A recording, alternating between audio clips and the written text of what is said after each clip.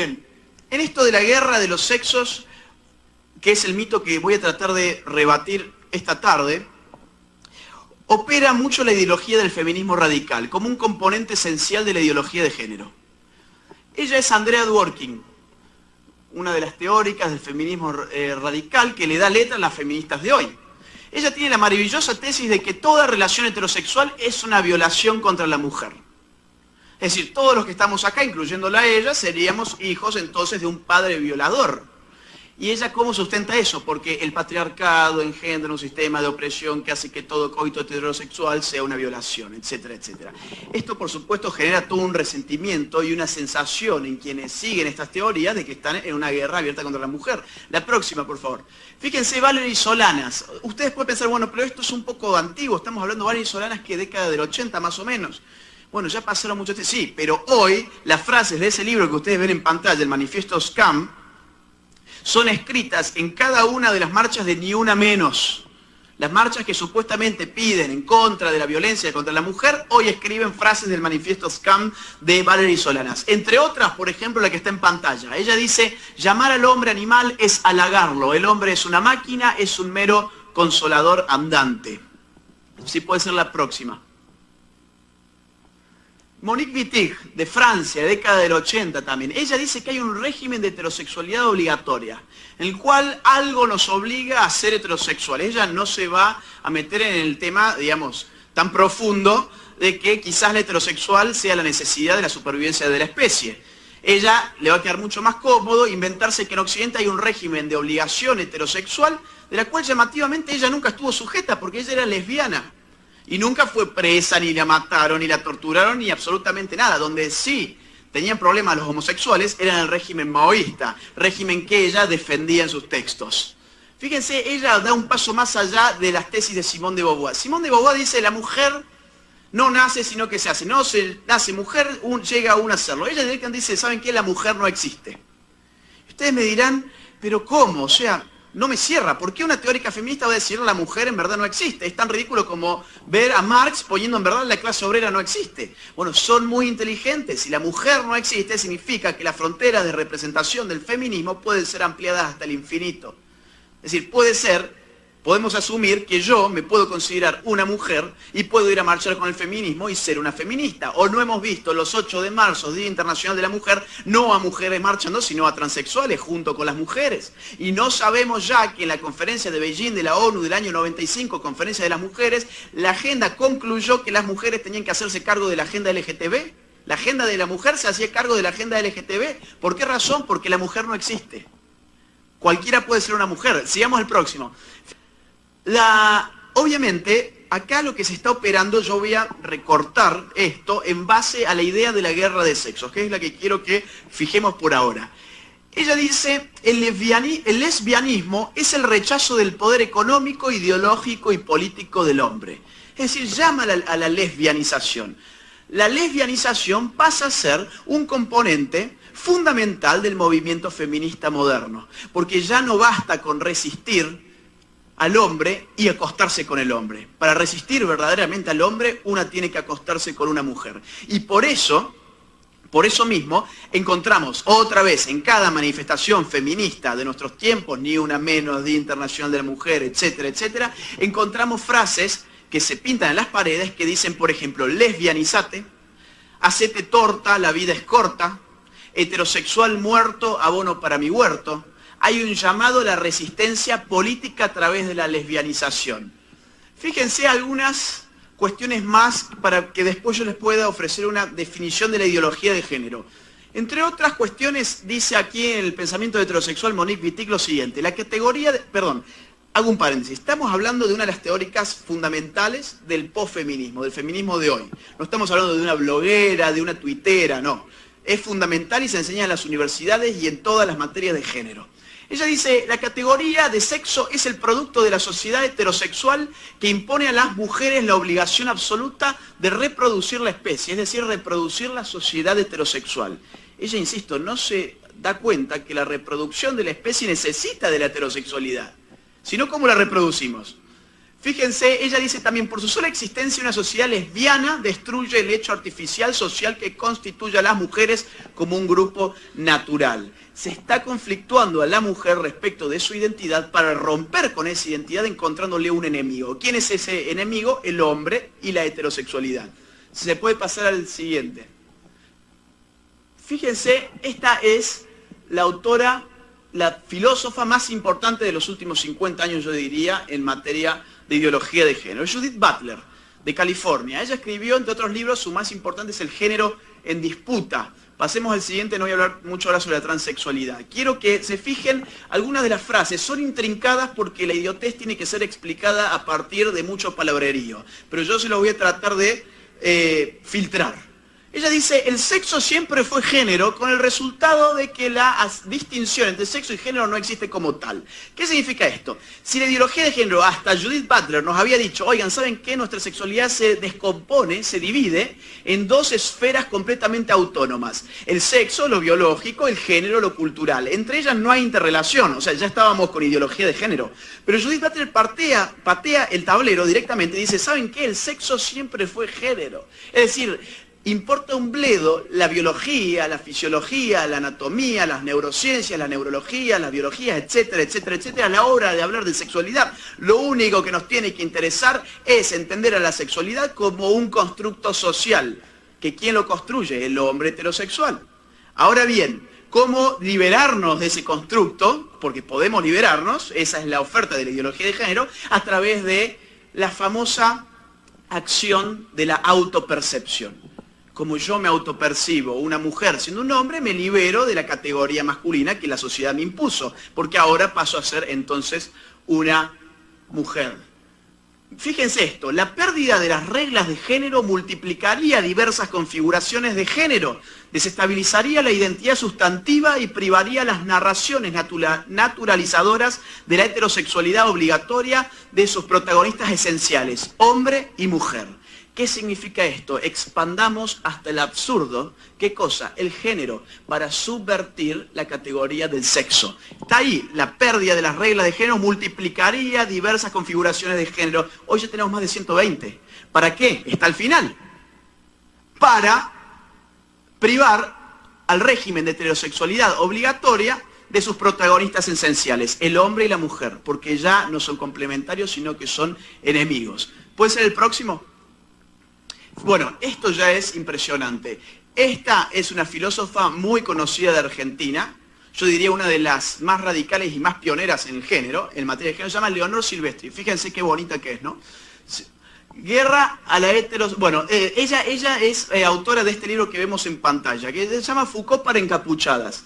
Y ella directamente lo escribe con puño y letra. Esto va sobre todo dedicado para las personas que dicen que nosotros somos conspiranoicos. No, no somos conspiranoicos. Leímos a los autores que se supone que ellos que defienden la teoría del género tendrían que leer. ¿Pueden seguir con la próxima? Fíjense qué dice Leonor Silvestri, insisto, filósofa muy reconocida en Argentina. Ahora que comprendemos que no hay sujetos de la revolución, ¿quién combate al heterocapitalismo? ¿Se acuerdan cuando dije hace un rato? La clase obrera se distanció de las izquierdas, la izquierda se quedó sin sujeto de la revolución y ahora aparece el problema, ¿quién combate al heterocapitalismo? Es un problema político el tema del género. Borrar las denominaciones masculino y femenino, dice ella, según estén conforme a las categorías de asignación biopolítica varón-mujer. Los códigos de masculinidad son susceptibles de abrirse para que operemos sobre ellos una suerte de gender hacking protésico, lexical, mediante la utilización de juegos lingüísticos que escapen a las marcas de género o que al menos las desquicien, proliferar hasta el absurdo las anomalías psicosexuales. ¿Le suena pedofilia, le suena incesto, le suena necrofilia, le suena zoofilia? Estaba ya escrito. Estaba ya escrito. Para que proliferen hasta el absurdo las anomalías psicosexuales, ¿qué hay que hacer? Vamos al inicio. Borrar las denominaciones masculino y femenino según se correspondan con hombre y mujer. Esto escriben acá ellos. O sea, está bien, esto tenemos que saberlo porque esta gente da clases. ¿Sí? Da clases, da maestrías, da doctorados. Dice en este libro, que es, insisto, un libro fundamental. Dice, sin nombre, sin prestigios, ella describe a los queer. o sea, al posfeminismo. Dice, sin nombre, sin prestigio, sin pasaporte, sin familia, experimentamos el sabor de la molotov, de la nafta, el humo de la gorra quemada, de la goma quemada, cortando el puente y abriendo el camino como quien experimenta un maracuyá, un mango o un fisting. ¿Qué pasó en Buenos Aires? En Buenos Aires, el Día de la Mujer, se quemaron gomas, se lanzaron bombas molotov contra las catedrales. Es decir, hay una militancia que es violenta, que no está visibilizada por los medios de comunicación porque protegen este tipo de movilizaciones. Fíjense esto. Dice, el mundo les pertenece a los héteros, que alardean esa libertad de nuestras caras. Esto es un libro universitario. ¿Por qué tienen que venir a nuestros cumpleaños, nuestras fiestas, nuestros rituales, nuestras marchas, nuestras ceremonias? Hago un paréntesis. ¿Escucharon el tetazo en Argentina? El tetazo fue una movilización en la cual las mujeres aseguraban que el patriarcado les impedía mostrar sus senos, entonces fueron al obelisco a mostrarlo. Y el resultado fue 150 mujeres enseñando sus senos y más de 400 hombres mirándoselos. O sea que si el patriarcado tiene algún interés, no es en que la mujer se cubra los senos. Sin embargo, ¿qué hicieron ellas? Los sacaron a las patadas a hombres que se metían ahí diciendo, nosotros estamos apoyando el tetazo. Bueno, claro, en verdad querían mirar. Pero, fíjense, los echaban porque decían, ¿por qué tienen que venir a nuestras marchas? Está todo filmado. Es decir, entre teoría y práctica hay una interrelación muy importante, por eso estudiar la teoría es importante también. Dice, no queremos tolerarlos, a los heterosexuales, no queremos tolerarlos ni aceptamos su asquerosa dádiva gay friendly llamada apoyo, integración, respeto, diversidad. No los queremos a ellos, el mundo les pertenece a los heteros y estamos en guerra contra su régimen. Esto es apología de la violencia, vamos a devolver el ataque y vamos a combatir al enemigo con nuestra violencia. El mundo les pertenece a los heteros y no lo cederán voluntariamente. Habremos de tomarlo por la fuerza, habremos de forzarles el culo para que lo abran. Este es un texto universitario. Pasen dos más, por favor. Ella se enseña aquí en Perú. Es Beatriz Preciado. Beatriz Preciado se enseña en Perú. Pero ella es de España y ahora se debe llamar Paul Beatriz Preciado por Paul Michel Foucault. Y ella dice que en verdad no es ni hombre ni mujer y por eso se pinta esos simpáticos bigotitos que ustedes pueden ver en pantalla. Ella escribió, entre otros libros, el Manifiesto Contrasexual. Aclaro otra cosa, ella es profesora de la Universidad de París 8. Es decir, estamos hablando de los académicos más importantes de nuestros tiempos sobre el llamado enfoque de género. Veamos qué dice, por ejemplo, ella. Sigamos con la próxima, por favor. Ella dice que el heterocapitalismo junto con la Iglesia católica y cristiana, etcétera, etcétera, etcétera, nos configuraron sexualmente hasta el punto de anular el placer que podemos sentir con el resto del cuerpo y concentraron todo el placer sexual en los órganos reproductivos para controlar la reproducción de la especie y controlar, por supuesto, sobre todas las cosas, a la mujer. Entonces ella dice, la mujer tiene que rebelarse contra esto, contra el poder del hombre. Volvemos a la guerra de sexos. ¿Cómo? Bueno, una de las tácticas es la contrasexualidad. ¿Qué dice sobre la contrasexualidad? Ella dice, la contrasexualidad afirma que el deseo, la excitación sexual y el orgasmo no son sino los productos retrospectivos de cierta tecnología sexual que identifica los órganos reproductivos como órganos sexuales en detrimento de una sexualización de la totalidad del cuerpo. Exactamente lo que le acabo de explicar recién. Ella dice, la práctica del fist fucking, está entre paréntesis para que lo lean ustedes, que conoció un desarrollo sistemático en el seno de la comunidad gay y lesbiana de los años 70, debe considerarse como un ejemplo de alta tecnología contrasexual. Los trabajadores del ano son los proletariados de una posible revolución contrasexual. Otra vez el paralelismo entre la guerra de clases y la guerra de sexos. ¿Se puede pasar al próximo? Eso es Instagram, claro, pues estas son teóricas queer, se llama queer, esto es el posfeminismo. Ustedes dirán, bueno, son cosas de la academia, ¿qué tiene que ver con mi vida? Fíjense, si conocen Instagram, en Instagram uno ya tiene la posibilidad de poner stickers sobre sus fotos que digan la palabra queer, y la mayoría de la gente que la pone no tiene idea ni qué significa eso.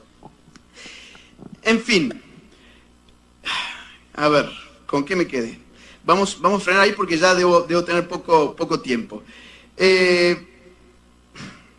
Entonces tenemos la guerra de sexos, impulsa el conflicto de clases que es llevado al conflicto de sexos.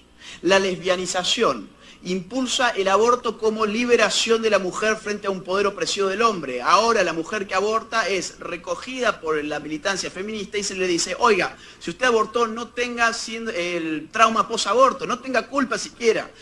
Usted es una heroína, porque usted se liberó de un hombre que la quería madre, un hombre que la quería ama de casa, un hombre que la quería encerrar, violar, matar, etcétera, etcétera.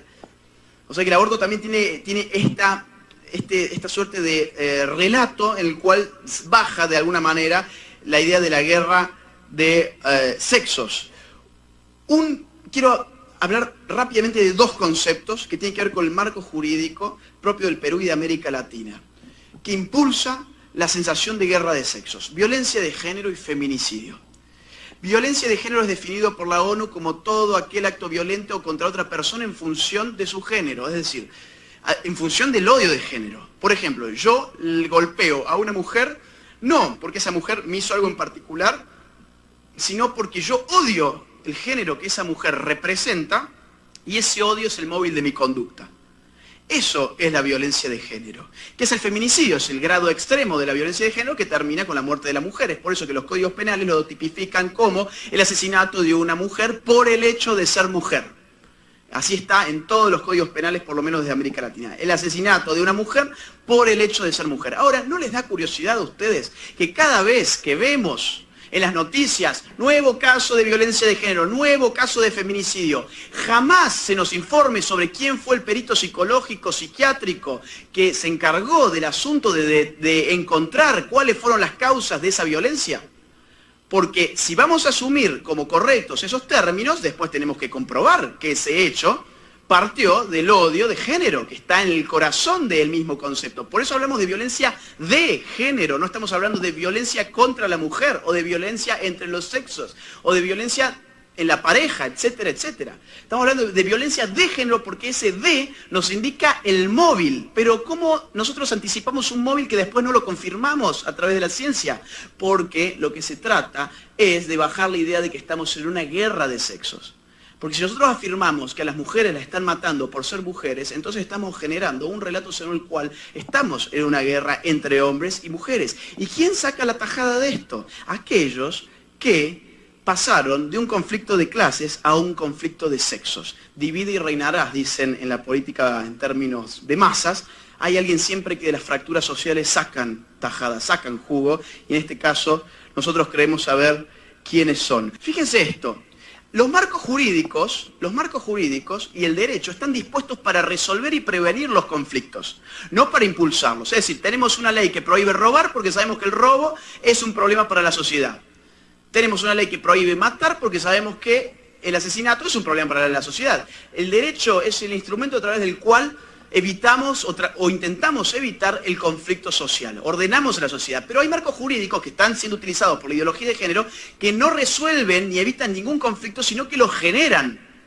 El derecho puesto y dispuesto para generar el conflicto. En Suecia, el partido de izquierda hoy propone una legislación a través de la cual busca obligar a los hombres a orinar de sentados.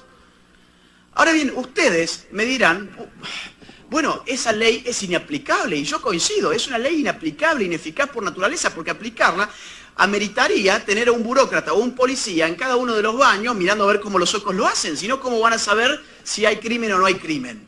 No es la intención de esta gente aplicar un marco jurídico, una ley así. La intención es bajar un discurso social a partir del cual ya no exista la complementariedad ni la amistad entre los sexos, sino que la enemistad es tal que necesitamos de los políticos para que ordenen la manera incluso en que vamos al baño.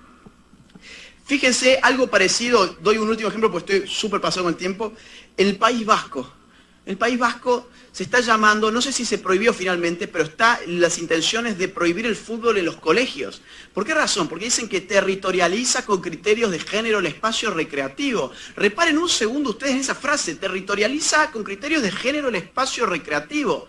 Siempre usan esta pomposidad intelectual para que el hombre medio no lo entienda. Y yo me imagino un padre de familia yendo a una autoridad a decirle, oiga, a mi hijo le gustaba jugar al fútbol en su colegio, en el club de su colegio, ¿cuál es el problema? ¿Por qué lo han prohibido? Y la autoridad diciéndole, porque el fútbol territorializa con criterios de género el espacio recreativo. Y el tipo lo más probable es que no entienda ni jota de lo que se le dijo. Y dirá, bueno, no entendí en absoluto lo que me has dicho, pero fue algo que sonaba sabio, tenía unas palabritas medias intrincadas, así que lo asumo como algo que está bien. Pero ¿por qué no está bien? Porque sencillamente nunca hubo ningún conflicto en el fútbol entre los sexos. O aquí en Perú, ¿hay una ley que le impida, por ejemplo, a las mujeres jugar al fútbol si así lo quieren hacer? No hay fútbol femenino en el Perú. No jugamos cuando somos niños entre los nenes y las nenas al fútbol mixto, inclusive. Es generar el conflicto donde no lo hay, porque se está construyendo, y cierro con esto, una guerra de sexos que por ahora es mítica. Por ahora no existe, por ahora es una ilusión, pero cuidado, que esa guerra de sexos no se vaya a convertir en realidad. Pues fíjense lo que pasó en Argentina, donde se origina Ni Una Menos y donde se nos prometió hace 3 años que Ni Una Menos iba a venir a solucionar todos nuestros problemas de género. Se dijo, claro, con Ni Una Menos van a pasar 2 cosas. La sociedad va a tomar conciencia de la violencia de género y las instituciones van a responder creando nuevos mecanismos, etc. ¿Qué pasó 3 años más tarde? La violencia contra la mujer se disparó. ¿Y qué otra cosa iba a pasar si la ideología de género va contra la propia mujer? ¿Por qué va contra la mujer? Porque anticipa causas que no confirma. Y si no conocemos las causas reales de un problema social que existe, la violencia contra la mujer es un problema social que existe, pero si no conocemos sus causas, entonces díganme ustedes cómo generar políticas públicas para resolverlo. Sin conocer las causas, porque la ideología de género nos anticipó que las causas eran estas y punto final, y quien contradiga esto es un misógino y es un machista. Entonces tenemos obviamente políticas públicas que no funcionan, sencillamente porque no se adecúan a sus causas. Como conclusión, he tratado de hacer un paisaje sobre cómo la ideología de género también apunta a generar un conflicto entre los sexos. Cómo pretenden hacer de lo que es una mítica guerra de sexos en algo real. Y cuidado porque puede pasar, puede pasar. Entonces, desarmar la ideología de género tiene que estar en el corazón de todas las personas que quieran rescatar a la familia. Porque desarmar la ideología de género significa también desmitificar la guerra de sexos. Gracias. Ellos tienen un denominador común.